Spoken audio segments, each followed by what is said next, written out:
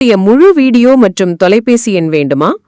உடனே இப்ப நீங்க பார்த்த இந்த வீடியோ கீழே இருக்கிற இந்த பொம்மையின் கைவிரலை தொடுங்க போதும், முழு வீடியோ ஃபோன் நம்பர் கிடைக்கும். அறுவடை பண்ணுறதும் விற்பனை பண்ணுறதும் அவங்க வேலை, உற்பத்தியாளர் மட்டும்தான் நான்.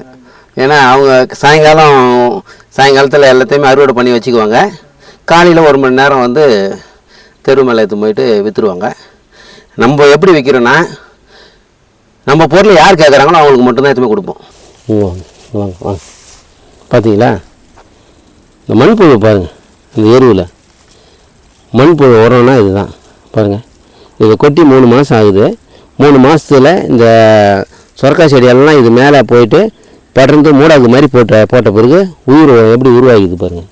இதில் 1 கத்திரிக்காய் நட்டுருப்பேன், 1 பச்சை மிளகாய் நட்டுருப்பேன். 1 கத்திரிக்காய், 1 பச்சை மிளகாய், 1 வெண்டைக்காய்.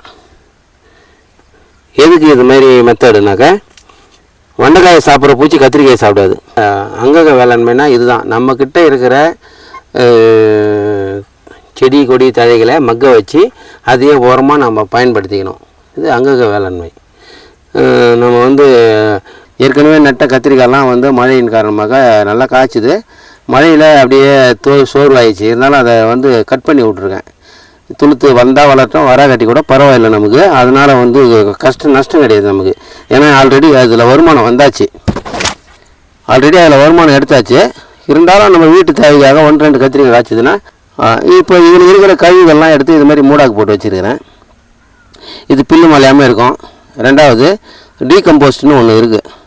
அது வந்து டீகம்போஸ்ட்னாக்கா அதை வந்து நாமளே வந்து அதை உற்பத்தி பண்ணிக்கலாம். இது வந்து சொரக்காய் குடுவை, சொரக்காய் இது 1-2 சொரக்காய் நம்ம கண்ணுக்கு தெரியாமல் விட்டுட்டோம்னா அது இப்போ முத்தி போகுது. அதை நாம் வந்து இதை அப்படியே அறுத்து இதில் காய வச்சிட்டோம்னாக்கா அப்படியே என்ன ஆகுனாக்கா நம்ம விதைக்காக பயன்படுத்திக்கலாம்.